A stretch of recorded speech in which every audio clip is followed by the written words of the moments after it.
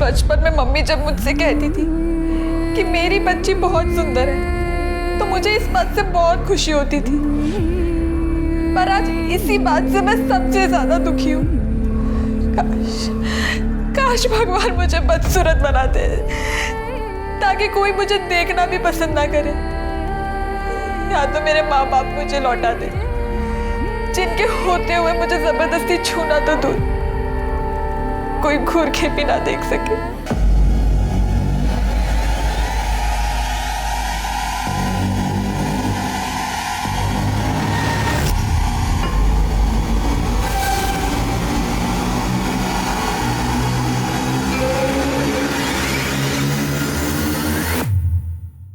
कुछ हुआ है, कुछ तो हुआ है मेरे साथ,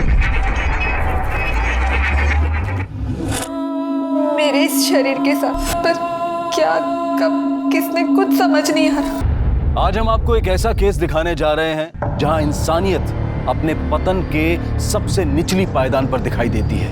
एक अनाथ मासूम बच्ची जिससे लोगों को हमदर्दी दिखानी चाहिए थी, प्यार जताना चाहिए था, उसे इस सभ्य समाज ने एक आसान शिकार मान लिया और उसके साथ ऐसी ज्यादतियां की जिसे देख सुनकर हम सबकी रूह कांप जाए।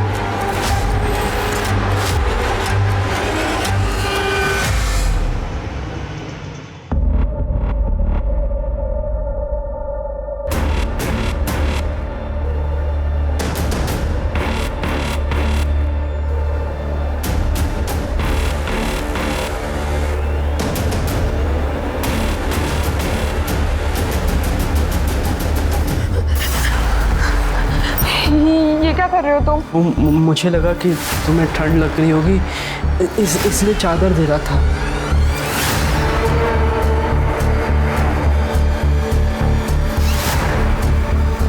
क्या कर रहा था तू? तुझे शर्म नहीं आती? अरे तेरी बुआ की बेटी है वो, तेरी बहन है वो, और तू? अरे ऐसा कुछ नहीं है जैसा आप सोच रही हो।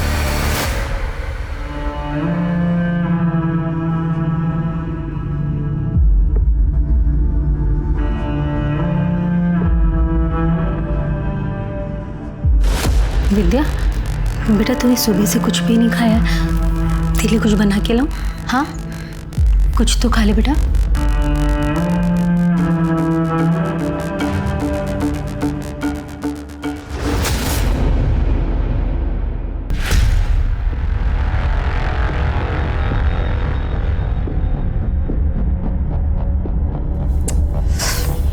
क्या कर रही है यार? तेरे सर पर यही भूत सवार रहता है क्या? सो जा चुपचाप। जैसे कि तुम मेरा सारा भूत उतार ही देते हो। अपने पति के साथ नहीं करूंगी तो और किसके साथ करूंगी? इस आदमी को तो रोमांस करना भी नहीं आता। अरे तो रोमांस है कोई स्विच नहीं, जब मन आया ऑन ऑफ कर लिया। हेलो चाचू प्लीज मुझे यहाँ से ले जाओ। विद्या बेटा क्या हुआ? मुझे मामा जी के घर से ले जाओ। विद्या मैं तुम्हें ले जाऊंगा, पहले ये बताओ कि हुआ क्या, तुम रो क्यों रही हो? वो संतोष भैया ना बड़े गंदे, घूरते रहते हैं और यहाँ हवा छूने की कोशिश करते हैं। क्या? चाचू प्लीज मुझे ले जाओ, मैं नहीं रह सकती यहाँ पे। बेटा आप डरो नहीं, मैं आपको कल लेने आ रहा हूँ। अभी आप चुप हो जाओ और सो जाओ। ठीक है चाचू।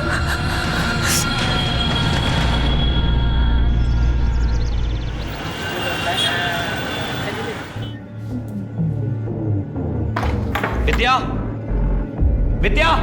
अरे अविनाश आओ बैठो। सुमन, अविनाश जी आए, उनके लिए चाय पानी का इंतजाम करो।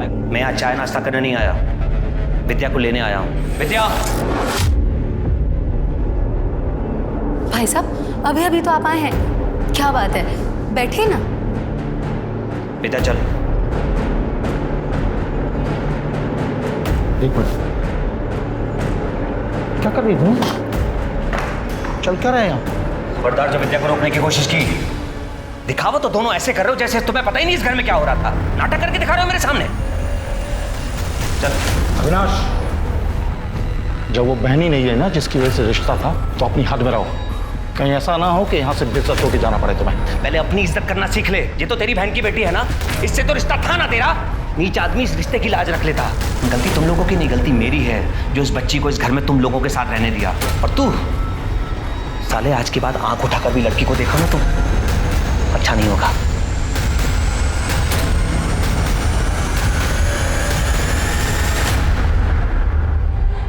अच्छा हुआ अविनाश भाई साहब विद्या को यहाँ से लेकर चले गए। थोड़े दिन और रुकती तो पता नहीं इसके साथ क्या होता।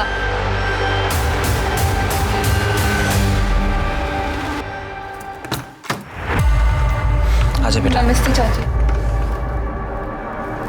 मैंने मना किया था ना, फिर भी आप इसको ले आए। मैं तुम्हें कह देती हूँ, मैं इसकी जिम्मेदारी नहीं उठाने वाली, समझे तुम? तुमसे जिम्मेदारी उठाने के लिए कह कौन रहा है? मैं ख्याल रखूंगा इसका। और वैसे भी तुम ऐसा कर क्या रही हो, हाँ? जो इसके आने से बंद हो जाएगा। तुम्हें शर्म नहीं आती इतनी गंदी बात करते हुए? अपनी भतीजी के लिए अपनी बीवी पे इल्जाम लगा रहे हो। बस फालतू की बकवास पसंद नहीं मुझे। कान खोलकर सुन लो, विद्या यहीं रहेगी जब तक इसकी पढ़ाई पूरी नहीं हो जाती और शादी करके ही अपने घर नहीं चली जाती। तब तक अपनी जुबान बंद रखो। ये क्या बकवास कर रहे हो तुम? चाची प्लीज, मैं आपके पैर पड़ती हूँ, प्लीज मुझे यहाँ रहने दो। अब जो बोलोगी मैं वैसा करूँगी, घर का सारा काम कर दूँगी। मुझे मामा जी के यहाँ नहीं जाना है, प्लीज मुझे यही रहने दो, प्लीज चाची। हट, छोड़ पैर मेरे। ये क्या नाटक लगा रखा है चाचा भतीजी ने? जो करना है कर, भाड़ में जाओ। आ बेटा, खड़ी हो। अपनी चाची की बातों को दिल पे मत लगा। आजा अपने कमरे पे चल।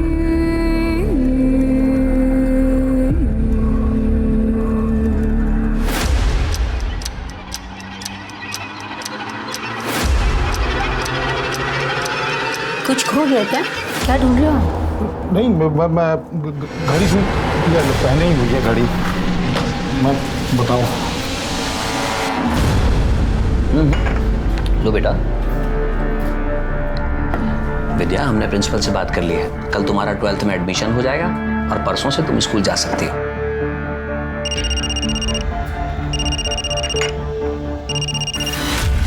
हेलो, विद्या से बात करा मेरी। विद्या को तुमसे कोई बात नहीं करनी। देख, ज्यादा कलेक्टर बनने की कोशिश मत कर अविनाश। वो तेरी भतीजी है तो मेरी भांजी भी है। मामा उसका मैं। मामा नहीं साले, कंस मामा है तू। मुझे अच्छी तरह पता है तेरे घर में विद्या के साथ क्या हुआ। और कान खोलकर सुन ले, अब तूने दोबारा परेशान करने की कोशिश की ना तो मैं पुलिस स्टेशन चला जाऊंगा तेरी कंप्लेन करने। और एक बात और, तुम लोगों का विद्या से कोई रिश्ता नहीं। रखो।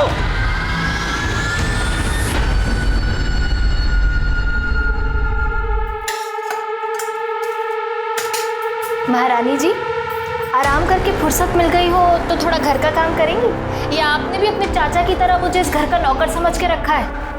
ये ले, चुपचाप ये खाना खा और ये सारे बर्तन मांज, समझी? और अगर बिना किचन साफ किए गई ना तो याद रखना।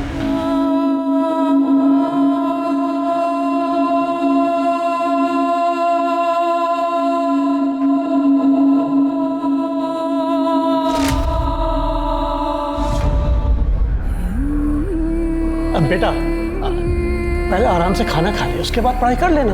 पापा मुझे नहीं खाना है, कल मेरा एग्जाम है और आपने मुझे रिवीजन नहीं कराया ना तो मैं फेल हो जाऊंगी। बेटा, खाना नहीं खाएगी तो पेपर कैसे दे पाएगी? देख, मैंने तेरे मनपसंद की सब्जी बनाई है।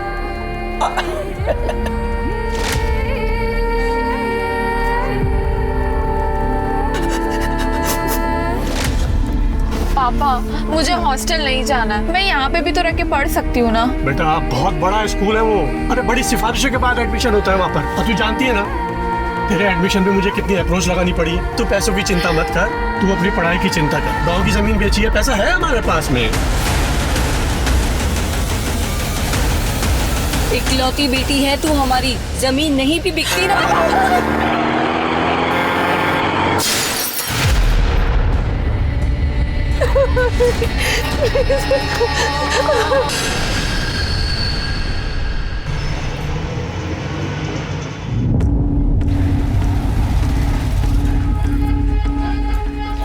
अच्छा सुन, मैं ज़रा पंडिताइन से मिलकर आती हूँ, तो ये झोला लेके घर जाओ, ठीक है?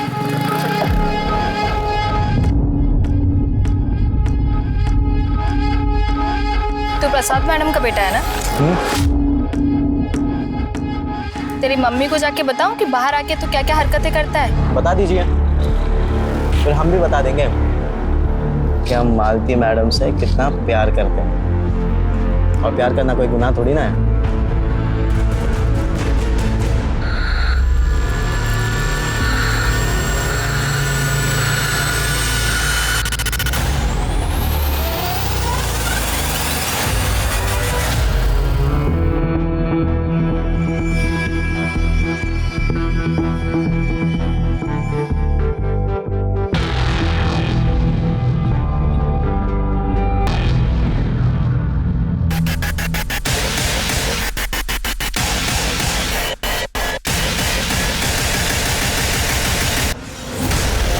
विद्या, जिसके माता पिता उसे हर तरह की खुशी और सुरक्षा देना चाहते थे, वो अब इस दुनिया में नहीं रहे और विद्या लाडली बेटी से अनाथ बन गई और अपने रिश्तेदारों की मोहताज हो गई। जहां उसके रिश्तेदारों को, समाज को उसके प्रति संवेदनशील होना चाहिए था, वहीं वो उसके एकदम विपरीत अत्याचारी बन गए। विद्या एक मासूम बच्ची जो पहले से ही दर्द में थी, लोगों ने उसकी रूह तक को नोच खाने का प्लान बना लिया था।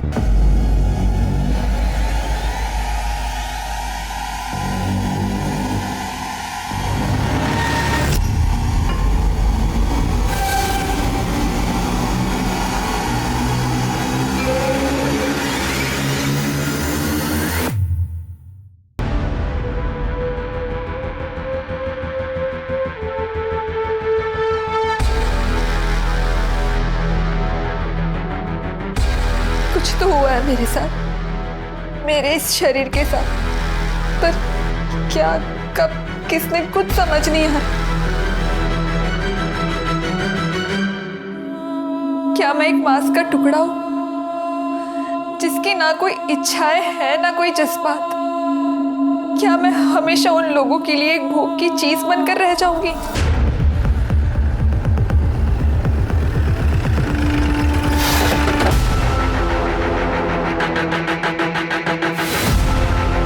सर, आसपास का पूरा एरिया चेक किया, ना कोई सुसाइड नोट मिला है, ना ही कोई क्लू। बॉडी को पोस्टमार्टम के लिए भेजो और पूछताछ करो, शायद किसी ने कुछ देखा या सुना हो। चलो पीछे पीछे चलो। क्या हो गया इससे? विद्या! आप लोग विद्या के चाचा चाची हैं, उसके माँ बाप कहाँ हैं? सर, 2 महीने पहले एक एक्सीडेंट में उनका देहांत हुआ। सर, एक्सीडेंट में भैया भाभी तो नहीं रहे, लेकिन किस्मत से विद्या बच गई थी। हम दोनों और उसके मामा मामी बस यही केयर टेकर थे उसके। उसकी मामी ने जिद की और उसे अपने साथ घर ले गई ताकि वो उनके साथ ही रहे। तो विद्या वापस कब आई? 1 महीने पहले सर। क्यों, वहाँ कुछ प्रॉब्लम थी क्या? सर, विद्या ने मुझे बताया था कि उसकी मामी का बेटा संतोष उसे बुरी नज़रों से देखता था, घूरता रहता था हर वक्त। बस मैं विद्या को यहाँ सहारनपुर ले आया और यहीं के स्कूल में उसका एडमिशन भी करवा दिया। अच्छा, एक बात बताइए, विद्या को पेड़ पे चढ़ना आता था? मुझे इस बारे में जानकारी नहीं। सर, मैंने एक बार विद्या को छज्जे पर से कुछ सामान उतारने के लिए कहा था, पर वो बहुत डर रही थी। मैंने उसकी मदद भी करनी चाहिए उसे ऊपर चढ़ाने के लिए, पर वो नहीं चढ़ पाई। मिश्रा, ये विद्या अगर एक छोटे से छज्जे पर नहीं चढ़ पाई, आई डाउट कि वो चढ़ पाई होगी। ये आत्महत्या का नहीं, हत्या का मामला लग रहा है। तुम एक काम करो, एक टीम लेकर मेरठ जाओ, वहाँ उसके मामा मामी और वहाँ के पड़ोसियों से पूछो, शायद कुछ पता चले। सर, पूजा सर, यहाँ के पड़ोसियों से पूछो, देखो क्या चल रहा था।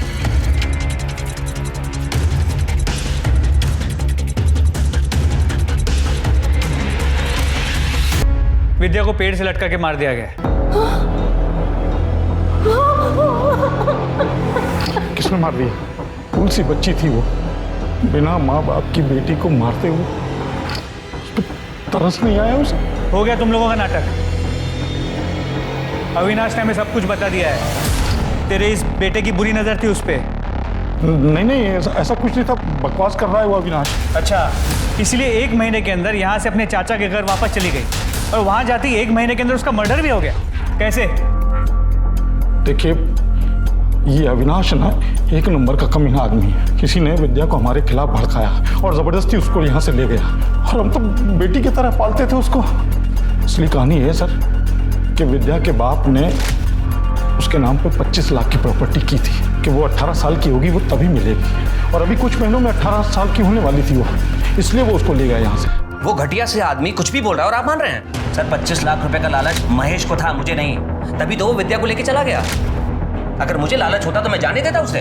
मैं उसका चाचा हूं सर, उसकी जिम्मेदारी और पहला हक मेरा बनता है। तो वो 25 लाख रुपए की प्रॉपर्टी किसको मिलेगी अब? भगवान जाने किसे मिलेगी।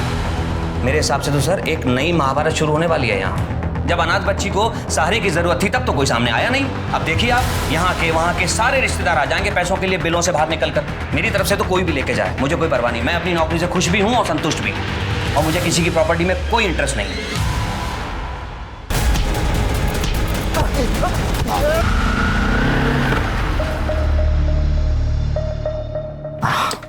क्या है, जब देखो सब्जियां ढोते रहती हो।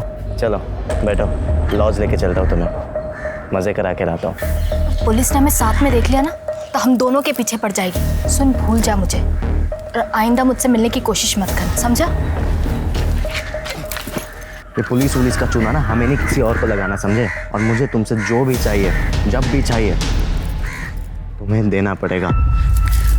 एक बार में बात समझ में नहीं आती क्या? कहा ना नहीं जाऊंगी तेरे साथ, अब चुपचाप यहाँ से निकल, बेवकूफ कहीं का।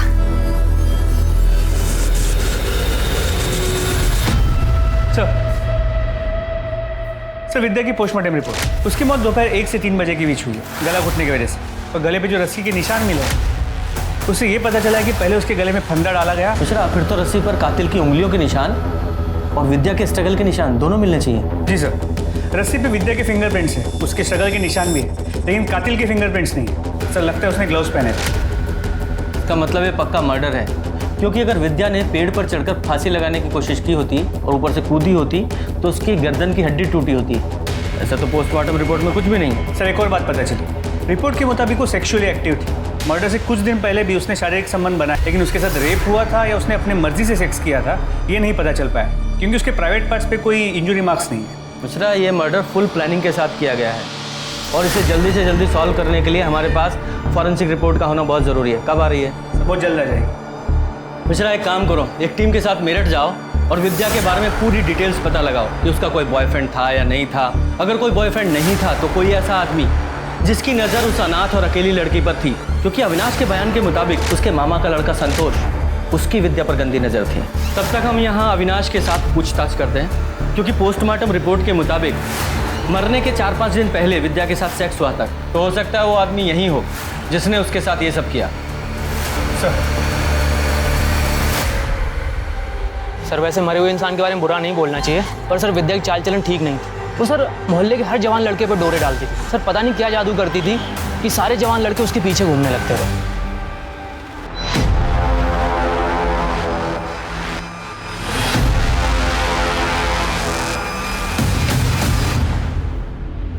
अबे फन्ने का, तेरे बाप की रोड है क्या ये जो बीच में खड़ा है? चल रास्ता छोड़, सुनाई नहीं देता क्या? देखो हैं, बे तेरे से बात कर रहा हूँ। तेरे कानपुर में हड़ताल है क्या?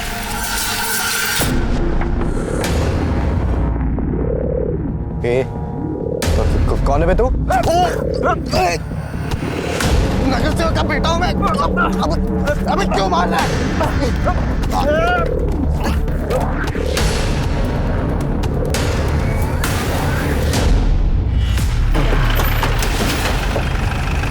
एक मिनट, आप प्रिया हैं? PSI Mishra, Saharanpur police station. आप विद्या को जानती है ना, महेश की भांजी? देखिए वैसे भी हमें पता चला था कि विद्या जब तक यहाँ थी आपकी बहुत अच्छी दोस्त थी, आप लोग अक्सर मिलते जुलते थे। क्या आप बता सकते कि विद्या कैसी लड़की थी? मतलब उसका कोई बॉयफ्रेंड था या कोई ऐसा था जो उसे परेशान करता था? सर विद्या एक बहुत अच्छी लड़की थी, उसका किसी भी लड़के के साथ कोई चक्कर वक्कर नहीं चल रहा था। वो तो मेरे अलावा किसी से बात तक नहीं करती थी सर। हाँ बस हमेशा डरी डरी सी रहती थी, अपने मम्मी पापा को याद करके बहुत रोती थी सर। उसने अपने मामा के घर के बारे में कुछ बताया था? बताया था सर, सब बताया था। ओए, वो विद्या है ना, तेरी बहन बुआ की बेटी? बहन होगी तेरी, दोबारा बहन मत बोलियो। वैसे भगवान ने गलती करी है, विद्या को इतना मस्त बनाकर और ऊपर से तेरी बहन बना दी। साले मुंह तोड़ दूंगा, बहन होगी तेरी, बहन मत बोलियो दोबारा। क्या हो गया, इतना क्यों चिढ़ रहा है? क्या हो गया? एक तो कब से ट्राई कर रहा हूँ, हाथ नहीं लगने दे रही, और ऊपर से तू परेशान कर रहा है। अरे विद्या, तू आ गई? ये देख क्या लाया हूं तेरे लिए मैं, आइसक्रीम। ये ले। मुझे नहीं खानी है। अरे खा ना। मामा जी आप खा लो, मुझे नहीं चाहिए। अरे तेरा इंतजार कर रहा, तेरे लिए लाया हूं। आप खा लो। अरे मैं खिलाता हूँ, मैं खिलाता हूँ।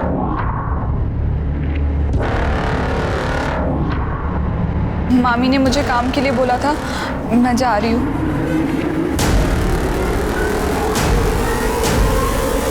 उसने मुझे अपने चाचा चाची के बारे में भी बताया था, तो मैंने ही उसे आइडिया दिया था कि वो अपने चाचा के घर चली जाए ताकि इन सब चीज़ों से बच सके।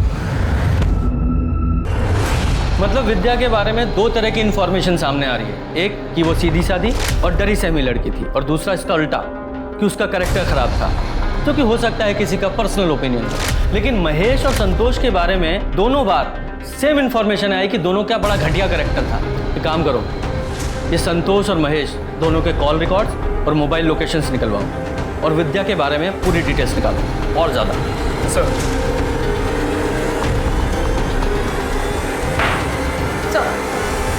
अविनाश सिसोदिया के पड़ोसियों से पता चला है कि मालती विद्या को बिल्कुल पसंद नहीं करती। इनफैक्ट वो उसे अपने घर पर भी नहीं रखना चाहती थी, लेकिन अविनाश ने उसे जबरदस्ती अपने घर पर रखा था सर। पूजा, लेकिन इतनी इन्फॉर्मेशन काफ़ी नहीं है। इस मालती के बारे में और डिटेल्स निकालो। ये पता करो कि मालती विद्या को अपने घर से निकालने के लिए किस हद तक जा सकती है, और ये भी पता करो कि विद्या के शारीरिक संबंधों के बारे में उसके चाचा चाची को कितना पता था भी या नहीं। मैडम ये क्या कह रही हैं आप? ऐसा नहीं हो सकता, विद्या ऐसी लड़की थी ही नहीं। ऐसा हम नहीं, विद्या की पोस्टमार्टम रिपोर्ट कह रही है। विद्या को कोई बॉयफ्रेंड, कोई अफेयर वगैरह? मुझे क्या देख रहे हो? मुझे क्या पता स्कूल जाने के नाम पे क्या क्या करती थी। बताओ, 1 महीना भी नहीं हुआ और क्या क्या सुनने को मिल रहा है। पता नहीं मेरठ में भी क्या क्या गुल खिला के आई होगी। मुझे तो शुरुआत से ही लगता था, शक्ल से जितनी सीधी लगती है ना, अंदर से उतनी घुन्नी होगी। ठीक है, फिलहाल हम जा रहे हैं, जरूरत पड़ने पे दोबारा आएंगे। नजर रखो इस मालती पे। विद्या का तो पता नहीं, लेकिन ये मालती ना शक्ल से सीधी है ना हरकतों से। बहुत कुछ छुपा रही है ये औरत। सर विद्या की फोरेंसिक रिपोर्ट से पता चला है कि उसके पेट में और खून में केमिकल के ट्रेसेस मिले। सर ये केमिकल खास तरह की जड़ी बूटी में पाया जाता है, इसका स्वाद मीठा होता है, और अगर किसी को बिना बताए खिलाया जाए उसे पता भी नहीं चले। और सर सबसे बड़ी बात, इसे खाते ही आदमी कुछ ही वक्त में बेहोश हो जाता है। इसका मतलब ये भी हो सकता है कि विद्या के कैरेक्टर के बारे में जो भी कहानी सुनाई जा रही है वो पुलिस को जानबूझकर गुमराह करने के लिए सुनाई जा रही है। हो सकता है यही केमिकल देकर तभी विद्या के शरीर पर कोई स्ट्रगल के निशान नहीं मिले। एक काम करो, मेरठ और सहारनपुर के जितने भी ये जड़ी बूटी बेचने वाले ना, इनसे पता करो, हो सकता है कोई क्लू मिले। सर टावर लोकेशंस के हिसाब से जिस दिन विद्या की मौत हुई थी उस दिन संतोष और महेश दोनों सहारनपुर के गोविंदपुर में मौजूद थे। तो हो सकता है इन दोनों ने ही इस विद्या का मर्डर किया हो। उठाओ सालों को।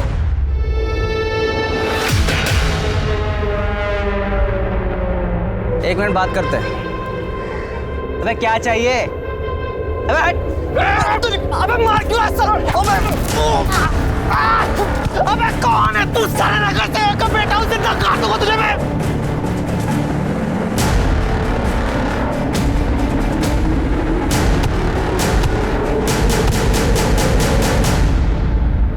मेरे दोनों बच्चों पर जानलेवा हमला हुआ और अभी तक आपने किसी को अरेस्ट नहीं किया। लगता है आप लोगों को आपकी नौकरी प्यारी नहीं। मैम 2 मिनट शांत रहेंगी आप? तो डिटेल में बताओ क्या हुआ था तुम्हारे साथ? सर मैं रोड पे जा रहा था, तब ये चेहरा ढका हुआ आदमी मेरे सामने आया और मुझे मारने लगा। सर कौन है वो आदमी जिसने इन दोनों भाइयों को जान से मारने की कोशिश की, और क्यों? सर हो सकता है इसका विद्या के मर्डर से कोई लेना देना हो। कौन विद्या? हम किसी विद्या को नहीं जानते।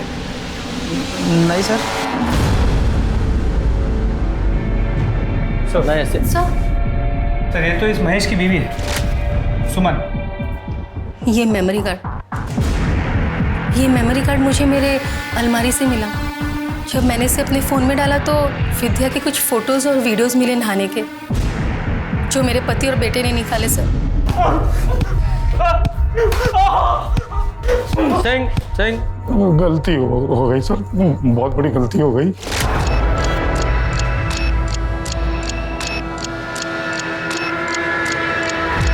ये क्या करें आप? पता नहीं, नेटवर्क नहीं मिल रहा है, क्या हुआ? सब समझती हूँ मैं। अरे भांजी है आपकी सगी बहन की बेटी, आपको शर्म नहीं आती है सब करते हुए? हाँ? क्या बकवास कर रही है तू? मैं सोच भी नहीं सकता हूँ ऐसा। हेलो हेलो, सुमन सब भाग गई थी, लेकिन उसे ये नहीं पता था कि मैंने विद्या की नहाते हुई फोटो खींच ली है और अपने मेमोरी कार्ड में डाल के अपने अलमारी कपड़ों के पीछे छुपा दिया। मैं उस फोटो का फायदा उठा पाता उससे पहले विद्या अपने चाचा के साथ यहाँ सहारनपुर चली आई सर, और मेमोरी कार्ड भी गायब था। मैंने पूरे घर में मेमोरी कार्ड ढूंढा सर, मुझे नहीं मिला। मैंने विद्या से बहुत बार पूछा, लेकिन उसने मना कर दिया कि उसके पास मेमोरी कार्ड नहीं है। विद्या, उन्हें अलमारी से मेरा मेमोरी कार्ड चुराया ना? निकाल। नहीं मामा जी, मुझे कोई मेमोरी कार्ड नहीं पता। प्यार से बोले, तुझको समझ नहीं आ रहा? कार्ड निकाल। मुझे नहीं पता मेमोरी कार्ड, सही में मुझे नहीं पता। तेरी वजह से कोई प्रॉब्लम हुई ना तो जान से मार दूंगा तुझे। उसे डरा धमका के हम लोग वापस मेरठ चले आए। वापस चला गया? झूठ बोलता है। विद्या को डरा धमका कर वापस गया था या मर्डर करके? नहीं सर, हमने किसी को नहीं मारा है सर। तो फिर ये इसने क्या? तू भी सपने देखता था ना उसके साथ सोने के? हमने ये भी पता किया है कि तूने उसे दोस्तों के जरिए उसे बदनाम किया था। हाँ, उसका कैरेक्टर खराब करना चाहता था तू। सर मैंने उसे नहीं मारा सर। एक्चुअली मुझे कोई लड़की भाव नहीं देती थी, तो मैंने सोचा कि विद्या घर पर ही है तो उसे ही पटा लेता। फिर उसने भी मुझे भाव नहीं दिया तो मुझे गुस्सा आ गया और मैंने उसे बदनाम करना शुरू कर दिया। तेरी तो वो बहन थी ना? सर नहीं मारा।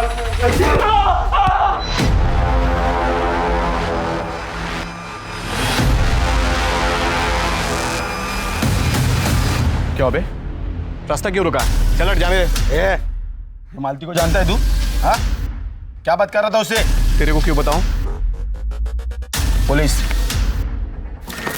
किधर भागता है? तलाशी करो। ये सब जेब में लेके घूमता है। किस किस को मारा इससे? सर ये मेरा भाई है प्रकाश। और ये है वो पंच जिससे तुम्हारे भाई ने नितिन और अनिल दोनों को मारा। क्यों मिश्रा, इतनी आसानी से नहीं बोलेगा, थोड़ी खातिर करो इसकी। सर सर बताती हूँ। बताओ। मेरे पति अविनाश मुझ पर बिल्कुल ध्यान नहीं देते, ना वो मुझे खुश कर पाते और ना ही बच्चा दे पाते, और इसीलिए मैंने नितिन के साथ अफेयर कर लिया। आगे बोलो। वही मेरी जिंदगी की सबसे बड़ी भूल थी। तुम लाल परी लग रही हो बिल्कुल। तुम यहाँ क्या कर रहे हो? बेडरूम बढ़िया है। किसी ने देख लिया तो प्रॉब्लम हो जाएगी। तुम अभी निकलो, मैं तुम्हें बाहर छोड़ कर आती हूँ। अरे इतनी क्या चल रही है? आज तो मैं आपके लिए कैसी डील लाया हूँ जो सुन के आप नाचने लगोगे। मतलब आज तो मैं खुश मैं नहीं, मेरा भाई अनिल करेगा। तुम्हारा दिमाग खराब हो गया है क्या? मैं कोई अरे हाँ, मुझे पता है कि तुम वैसे टाइप की औरत नहीं हो। तुम अभी इसी वक्त यहाँ से बाहर निकलो, और तुम्हारे मेरे बीच में जो कुछ भी था ना वो अभी इसी वक्त खत्म। अपनी शक्ल भी मत दिखाना मुझे। चलो निकलो यहाँ से। अरे अरे ठीक है, शक्ल नहीं दिखा सकते ना। ये वीडियो तो दिखा सकते हैं ना। मुझे लगा एक बार की बात है और फिर वो मुझे परेशान करना बंद कर देगा, लेकिन नहीं, मैं नितिन की ब्लैकमेलिंग से परेशान हो गई थी सर। अभी तक तो मेरे पति को सिर्फ शक था, लेकिन अगर उन्हें पता चल जाता तो वो मुझे घर से निकाल देते। उन्होंने विद्या को भी मुझ पर नजर रखने को कहा था।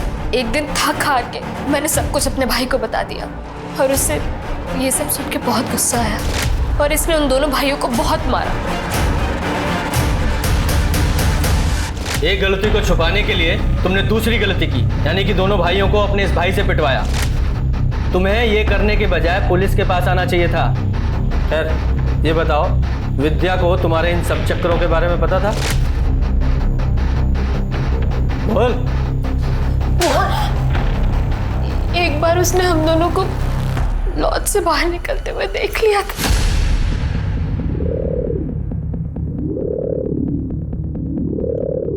सुन, तूने अभी जो यहाँ देखा ना, किसी को बताना मत, समझी? अगर तेरे चाचा को पता चला ना, तुझे घर से निकाल दूंगी और भेज दूंगी तेरे मामा के पास। नहीं, मैं चाचू को कुछ नहीं बोलूंगी।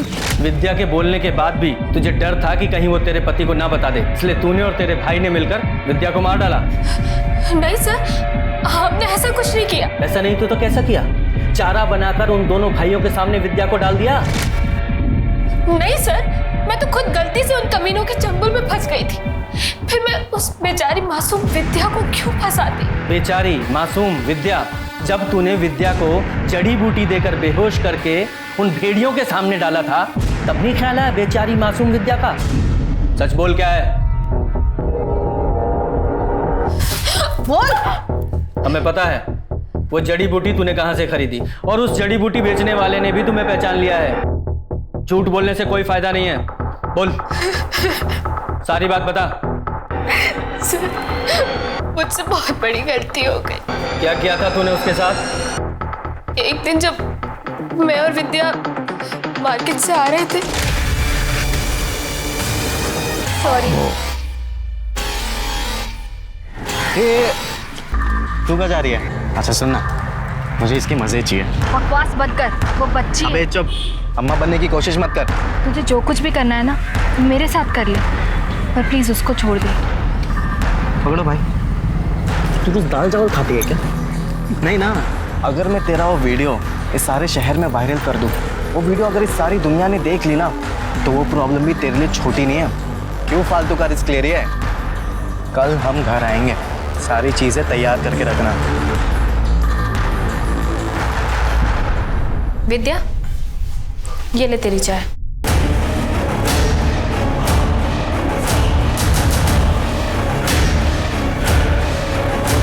विद्या को जब होश आया तो उसे समझ में आ गया था कि उसके साथ कुछ हुआ है, लेकिन क्या हुआ है, किसने किया है, वो कुछ समझ नहीं पा रही थी।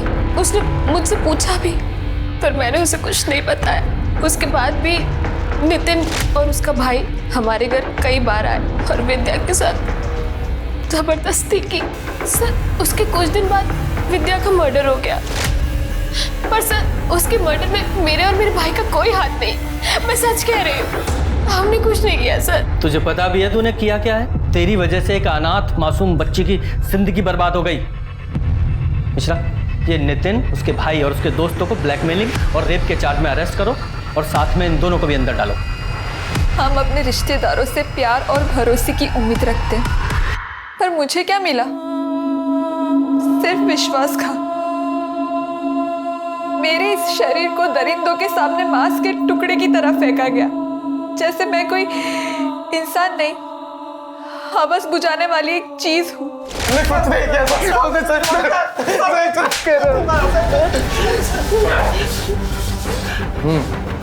क्या बता? अबे बता ना, बोल, बता। सर, हमें तलब लग गई थी, तो मालती के बाद हमें विद्या पसंद आ गई थी, इसलिए हमें विद्या के साथ।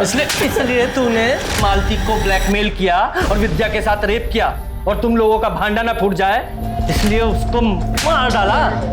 नहीं सर, हमने नहीं मारा उसे सर, हमें जो चाहिए था वो तो मिल ही रहा था ना सर, तो हम क्यों मारेंगे सर उसे? सर, वो तो ना हमारी शक्ल पहचानती थी ना नाम जानती थी। विद्या तुम्हारे नाम और शक्ल नहीं पहचानती थी, लेकिन मालती तो तुम्हें अच्छे से जानती थी ना। सर, हमने नहीं मारा है विद्या को, और जिस वक्त विद्या का मर्डर हुआ था तभी तो हम सिनेमा हॉल में फिल्म देख रहे थे। सिंह, इनकी अच्छे से तोड़ाई करो। मिश्रा, इनकी सिनेमा हॉल वाली स्टोरी की अच्छे से जांच करो कि इसमें कितनी सच्चाई है। जी सर।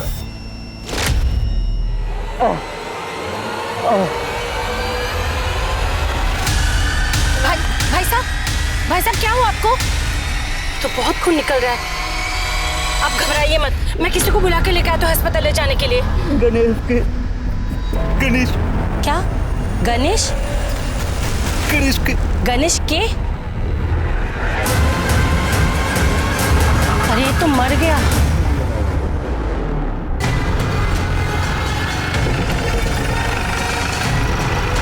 विजय,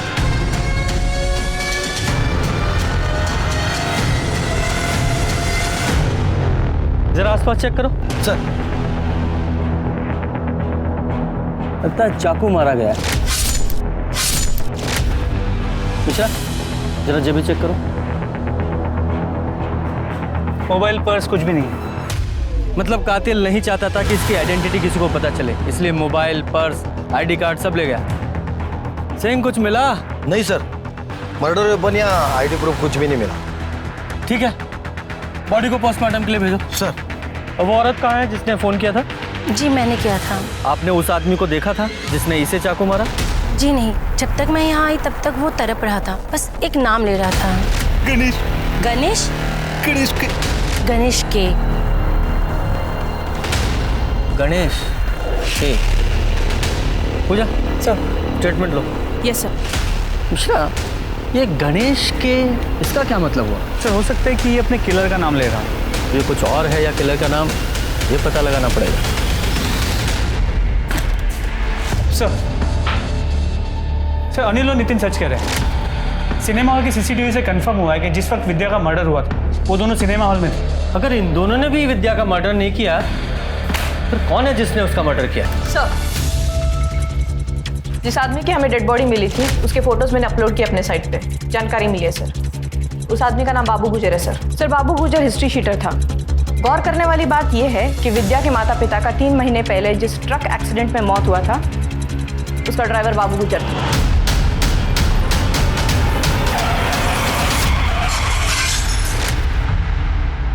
और एक बात, बाबू गुजर पिछले 6 महीने से फरार था, वांटेड क्रिमिनल था सर।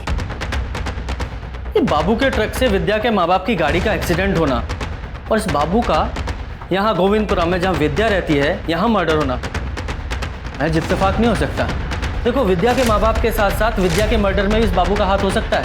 और ये बाबू मरते वक्त क्या बोला था? गणेश के। गणेश के, इसका क्या मतलब है? सर गणेश के का मतलब तो अब तक नहीं समझ में आया, लेकिन इस बाबू गुर्जर का एड्रेस हम उसके रिकॉर्ड से निकाल सकते हैं। किधर? सर यहीं पे आगे दूसरा घर। सही है बाबू गुर्जर। यहाँ का ताला तो पहले ही टूटा हुआ है, लगता है हमसे पहले कोई यहाँ पहुँच चुका था।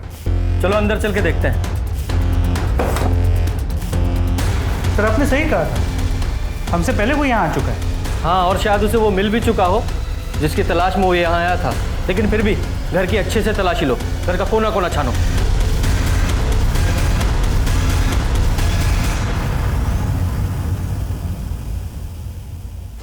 गणेश के। गणेश के। गणेश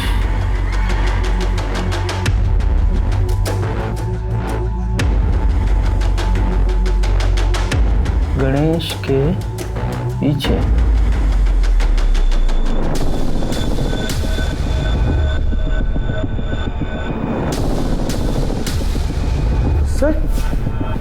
सर ये तो स्पाई कैमरा है, इसी वीडियोस रिकॉर्ड होते हैं। सर कहीं बाबू मरने से पहले इस पेन के बारे में तो नहीं बताना चाहता? हो सकता है कातिल ने इसी की तलाश में इस घर की यह हालत की है और इसी में कुछ ऐसा रिकॉर्ड है जिसकी वजह से बाबू की जान गई।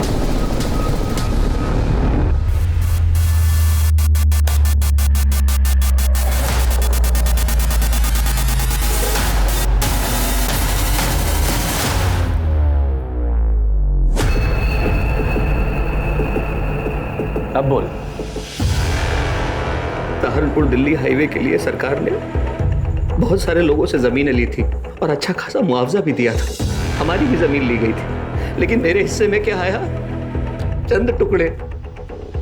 जानते हैं क्यों? क्योंकि मेरे अपने ही भाई ने धोखा देकर सारी जमीन अपने नाम करा ली। मैं बदले की आग में जल रहा था, इसलिए मैंने बाबू को सुपारी देकर ट्रक से उन दोनों का एक्सीडेंट करवा दी। उसके जिंदा बचने से ना मुझे पैसा मिला और ना प्रॉपर्टी, और ऊपर से बाबू रोज पैसों के लिए तकादा कर रहा था। मेरे घर के आसपास घूमने लगा, मंडराने लगा। मैं डर गया कि अगर मैंने बाबू को पैसे नहीं दिए तो वो पुलिस के सामने अपनी जुबान खोल देगा। तभी विद्या का कॉल आया, मुझे कहने लगी कि मामा के यहाँ से ले जाओ। तभी मुझे एक प्लान आया, मैंने बाबू से बात की और 1 महीने की मोहलत और ले ली। मैंने सोचा इस 1 महीने में विद्या को भी ठिकाने लगा दूंगा और 25 लाख रुपए और प्रॉपर्टी अपने नाम करा सकूं। पर एक दिन जब विद्या स्कूल बाबू मुझे धमकी देने लगा कि उसके पास मेरे खिलाफ सबूत है, अगर मैंने सुपारी की रकम के अलावा 10 लाख रुपए और नहीं दिए तो वो सारे सबूत पुलिस को दे देगा। कहाँ से देता मैं उसे पैसे?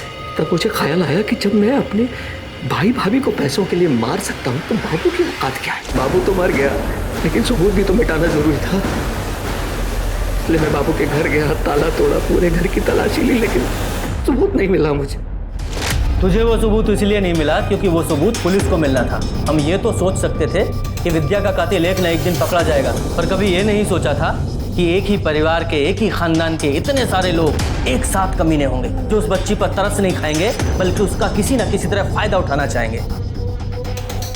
सड़ो सारी जिंदगी जेल में। अविनाश, महेश, संतोष, नितिन और बाबू जैसे लोगों को जानवर कहना दरअसल जानवरों के साथ ज्यादती होगी, क्योंकि जानवर भी तब हमला करता है जब वो असुरक्षित महसूस करता है या फिर अपना पेट भरना चाहता है। लेकिन किसी लाचार, मासूम, जरूरतमंद इंसान को सहारा देने से पहले हम उसका फायदा उठाने की सोचते हैं। जब भी ऐसी प्रवृत्ति, ऐसे विचार हमें अपने अंदर पनपते हुए दिखाई दें तो हमें तुरंत सतर्क हो जाना चाहिए, क्योंकि इसके परिणाम कभी भी अच्छे नहीं हो सकते। अब मैं अनूप सोनी आपसे विदा लेता हूं। फिर मुलाकात होगी क्राइम पेट्रोल सतर्क में एक और नए केस के साथ। तब तक अपना और अपने परिवार का ख्याल रखें, सतर्क रहें, सुरक्षित रहें और देखते रहें क्राइम पेट्रोल सतर्क। जय हिंद।